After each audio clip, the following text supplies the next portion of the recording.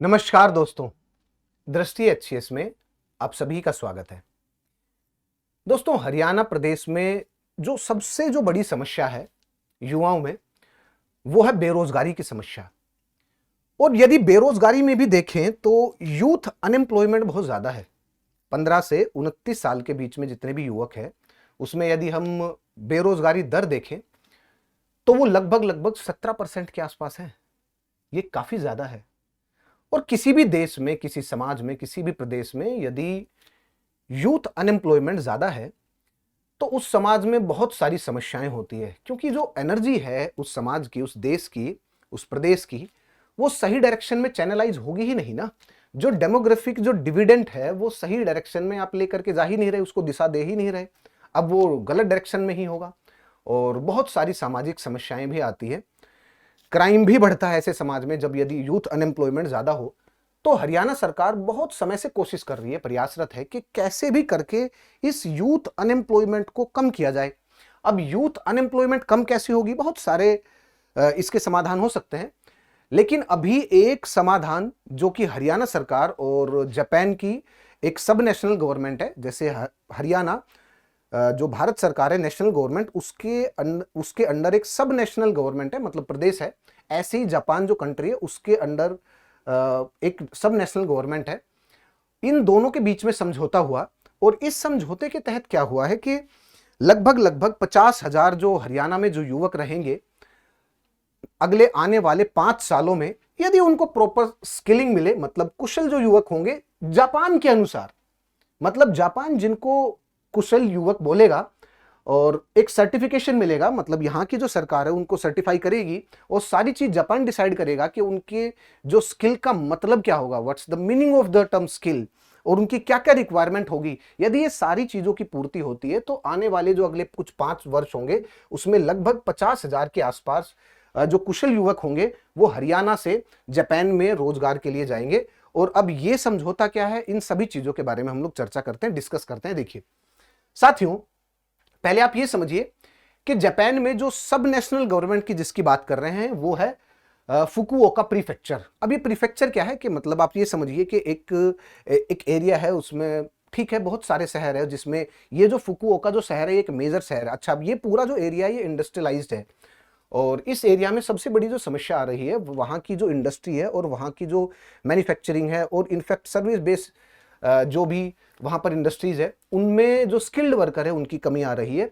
और skilled worker की कमी को जापान अपने जो युवक है उससे पूरा नहीं कर पा रहा है, और ये समस्या जापान में काफी समय से है।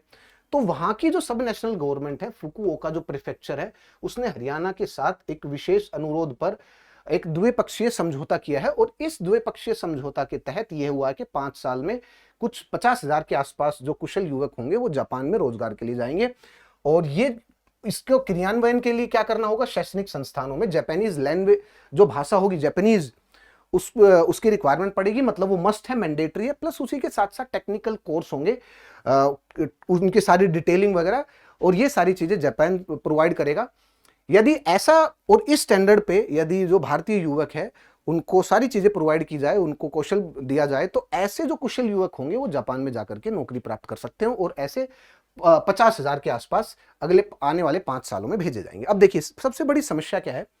देखिए जापान की एक प्रॉब्लम है, हमारे पास उसका एक सॉल्यूशन है, क्योंकि हमारी भी वो प्रॉब्लम है। अब जब यदि दो प्रॉब्लम है, दो दिक्कतें हैं, एक के पास एक्स के पास एक प्रॉब्लम है, वाई के पास एक प्रॉब्लम है, और इसकी एक प्रॉब्लम इसका समाधान बन सकती है और इसकी इसका समाधान बन सकती है, तो यदि ये दोनों हाथ मिला लें तो ज्यादा बेहतर रहेगा।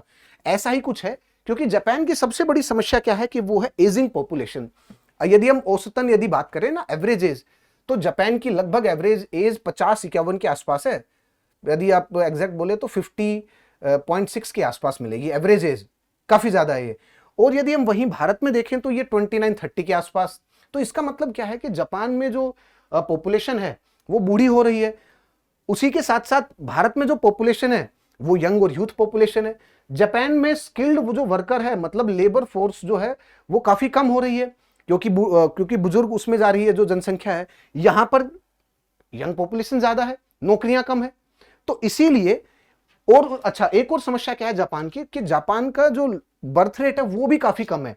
मतलब ये भी संभावना नहीं है कि आने वाले जो गत वर्ष है, मान लीजिए 8-10 साल तक कैसे भी अपना काम चलाए, उसके बाद फिर जो बर्थ रेट है वो ठीक है और फिर यंग पॉपुलेशन हो जाएगी। नहीं, ऐसा भी नहीं है। उसका बर्थ रेट वो भी काफी कम है, ageing population plus low birth rate. उसके कारण क्या हो रहा है, लेबर फोर्स डेफिशिएंसी। उसके कारण क्या हो रहा है, जो इंडस्ट्रीज है उनके ऊपर प्रभाव पड़ रहा है, जो प्रभावित उद्योग है। उसी के साथ साथ इसका जो समाधान किया गया वो क्या किया कि पॉलिसी सॉल्यूशन, नीतिगत समाधान करने की कोशिश करी। और नीतिगत में यह है कि कोई बात नहीं, हमारे पास नहीं है तो ऐसे देश जिनके पास स्किल्ड वर्कर मतलब यंग पॉपुलेशन ज्यादा है, उनको हम स्किल दिलाएंगे और उसके बाद यहां पर लेकर के आएंगे टर्म्स एंड कॉन्ट्रैक्ट के तहत। इसीलिए भारत जैसे देश से स्किल्ड वर्कर की जो भर्ती, जो जापान है वो स्किल वर्कर की भर्ती करने के प्रयास कर रहा है। सो ये है मेन जो समझौता है। अच्छा, उन्होंने क्या कहा कि कैसा आइडियल एक वर्कर होना चाहिए कि यदि कोई जापान में आया तो हमारे टर्म्स एंड कंडीशन के अकॉर्डिंग आएगा ना, क्योंकि हम लोग बुला रहे हैं, आप लोग भेजना चाह रहे हैं, तो हम जिस प्रकार का जो आइडियल एक वर्कर चाह रहे हैं उसके अंदर क्या क्या चीजें होनी चाहिए। सबसे पहले तो जो जापानीज जो लैंग्वेज है, जो भाषा है, वो मस्ट है, मैंडेटरी है, बिल्कुल मैंडेटरी है। यदि आपने किसी भी वर्कर को जापान में यदि भेजना है इन 50,000 में से, तो ये कंपलसरी है कि उसको जापानी जो भाषा है वो आनी चाहिए उसको। उसी के साथ साथ वहां का जो वर्क कल्चर है उससे भी वो परिचित हो, क्योंकि जो जापानी जो वर्क कल्चर है वो इंडियन वर्क कल्चर से बिल्कुल डिफरेंट है। अब यदि इंडियन जो वर्कर है वहां जाएं और उनका कल्चर, जो इंडियन जो वर्क कल्चर उसके हिसाब से काम करे, तो फिर कंफ्लिक्ट होगा। इसीलिए जो जापान की जो रिक्वायरमेंट है कि कार्यस्थल जो संस्कृति है वो हमारे अनुसार होनी चाहिए, वो आपके अनुसार नहीं होनी चाहिए। तो ये दूसरी रिक्वायरमेंट है। ये क्या हो गई, फर्स्ट रिक्वायरमेंट। ये दूसरी इंपॉर्टेंट रिक्वायरमेंट। और तीसरी जो है कि भाई उनके पास जो तकनीकी जो कौशल होना चाहिए वो भी हमारे अनुसार होना चाहिए। चलिए ठीक है, आप उसे देंगे, लेकिन ये हमारी टर्म्स एंड कंडीशन, और इस प्रकार से आपको अपना कोर्स डिजाइन करना है और उनको कौशल प्रदान करना है, तब जाकर के वो जो जापानीज जो इंडस्ट्री है उनके अकॉर्डिंग उनको स्किल मिल पाएगी, कौशल मिल पाएगा। और ये सारे के सारे स्टैंडर्ड कौन डिसाइड करेगा, ये सारे के सारे जो जापानीज जो इंडस्ट्री है उनके द्वारा निर्धारित विशिष्ट जो आवश्यकताएं हैं उनको दिया जाएगा, इंडियन जो हरियाणा गवर्नमेंट है, और फिर उसके बाद ये सारी चीजें डिसाइड होंगी। अच्छा, अब ये देखिए ऐसा क्यों कि विदेशी रोजगार के लिए जो जापानीज भाषा की जो बुनियादी दक्षता है वो क्यों आवश्यक है। अभी हमने डिस्कस किया कि वहां का जो वर्क कल्चर है वो डिफरेंट है, वहां के जो इंडस्ट्रीज है उसमें वहां की, इनफैक्ट वहां की जो एजुकेशन है उसमें भी जापानीज लैंग्वेज का बहुत बड़ा रोल है। यदि जापानीज भाषा आपको नहीं आती है तो जापान में बहुत प्रॉब्लम आती है, आपको चीजें पढ़ने में प्रॉब्लम आएगी, समझने में प्रॉब्लम आएगी, वर्क कल्चर में प्रॉब्लम आएगी, वहां के समाज में कंपैटिबिलिटी में समस्या आएगी। तो यदि ये सारी चीजें दूर हो जाए तो जापान लेने के लिए भी तैयार है। उसी के साथ साथ यही सारी चीजें मेंशन थी।